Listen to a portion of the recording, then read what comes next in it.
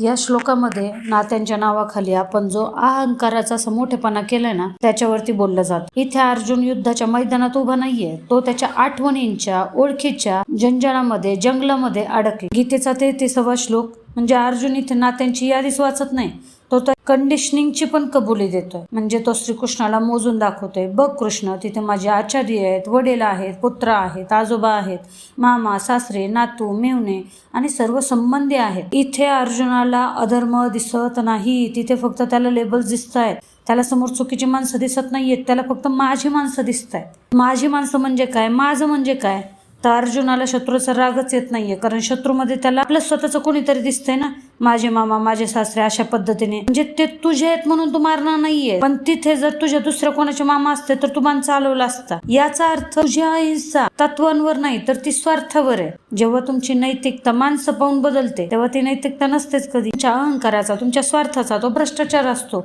जो माणसं बघून बदलतो। रक्ताच्या नात्यांचा अंधार म्हणजे माणूस जेव्हा मामा नातू या शब्दांमध्ये अडकतो ना त्यावेळेस तो स्वतःच्या देहाशी जोडलेला असतो, शरीराशी जोडलेला असतो। जो स्वतःला देह समजतोय, जो स्वतःला शरीर समजतोय, तोच नात्यांच्या जाळ्यामध्ये अडकतो।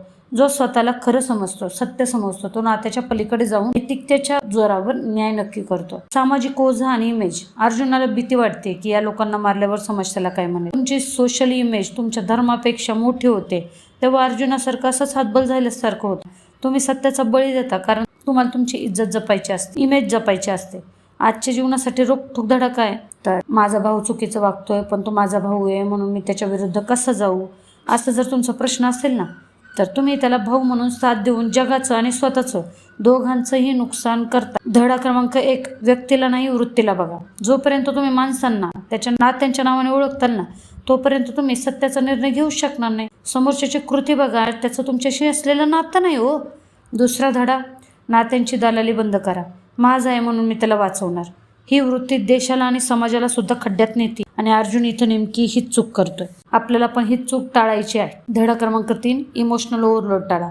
ज्यावेळेस एखादं मोठं ध्येय समोर असतं ना तेव्हा मेहुणे, सासरच्या आठवणी, माहेरच्या आठवणी असला प्रकार अजिबात नको, भ्याडपणा येतो। आज विचारायचं काय आपल्याला, तर तुम्ही सत्याच्या बाजूने उभे राहता की आपल्या माणसांच्या। तुमची नैतिकता नाते बघून बदलत असेल तर तुम्ही अजून पण भ्रमामध्येच आहात। सत्याचा मार्ग हा तलवारीच्या धारेवर चालण्यासारखा आहे, जिथं कधी कधी स्वतःच्याच मोहाचा गळा घोटावा लागतो।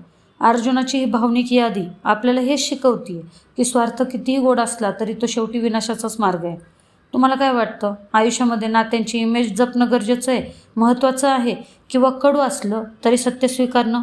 तुम्हीच सांगा। विचार करा, स्वार्थ सोडा। धन्यवाद।